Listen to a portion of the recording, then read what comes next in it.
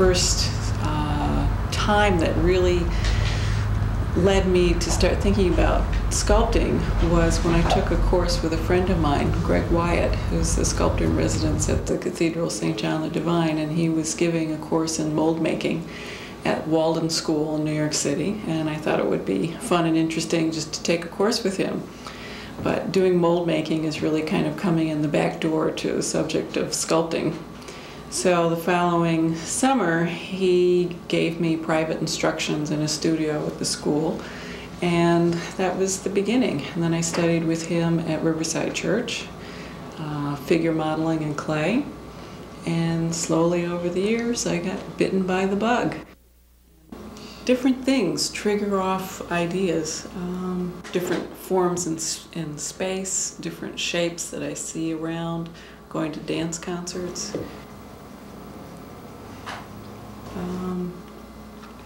I have this piece behind me is really related to when I was working as an occupational therapist at Helen Hayes Hospital. And I had worked with disabled children for a long time, and then I had the opportunity to combine art with science and felt that it was a statement that hasn't been made. If you look at the history of art, there's very little that deals with the subject of disabilities. It's never considered a subject worth making art of, or an artful subject. And this was commissioned for Helen Hayes Hospital, and it sits on the fountain, and I wanted it to be a strong statement that though someone may be disabled, they're not unable, and they may be in a wheelchair, but that's not the most important aspect. It's really to overcome what's in your way and to be as independent as you can be.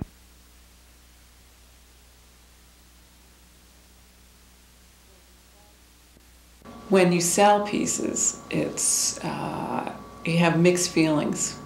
One is that it's very exciting that there are other people who respond to a particular piece that you've done, to receiving the money, which is very gratifying, to feeling sort of sad that you're kind of giving birth to this piece and it's being taken away, which is one of the reasons that the majority of my work is in bronze. I also work in stone and wood, but I have only sold one of the wood pieces because they're unique pieces. They're the only ones that exist, and it's harder for me to give them up. Whereas the bronze, you can make copies of them, so it's much easier to sell them. I think one of the more interesting interactions I had with a possible client was I was in a show at Lever House in New York City, and Donald Trump's art rep had come to the show and had seen one of my pieces and wanted to show it to the art committee. This was before Donald almost went bottoms up with his empire, but at that time they were buying artwork for the yacht. And so he asked me to bring the piece to Trump Towers, and I took it upstairs to the offices and left it. And the next day he called me and said that the committee had met, but that they felt they really wanted a piece that was more vertical, and this was a horizontal piece, and he was a little bit upset, saying they were decorators on the committee and they didn't know anything about art anyway. But that was sort of my brief brush with greatness, although I didn't get to meet Mr. Trump. I'm not even sure that he saw the piece.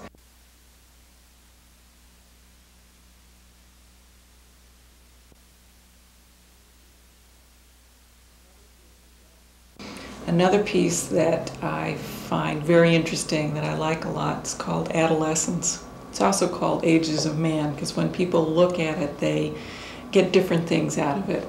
But the piece was of my son Glenn, and it's a multi-layer piece. The message is that in adolescence you're trying to find yourself, and you're sort of peeling away layers to get to your core, to understand who you are.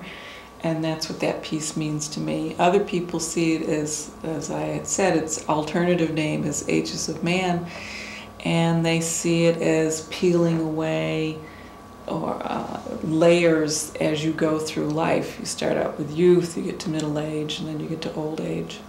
And the final layer on the piece is sort of cracking and crumbling and falling away. So there are two meanings to that piece.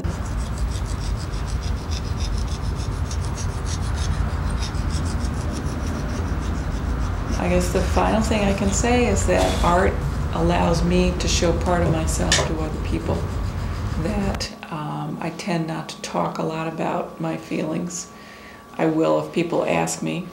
And having an art show sort of gives me the opportunity to open myself and kind of give people a window to see me and to experience what I'm experiencing inside. And I would say that's one of the primary importance of art for me.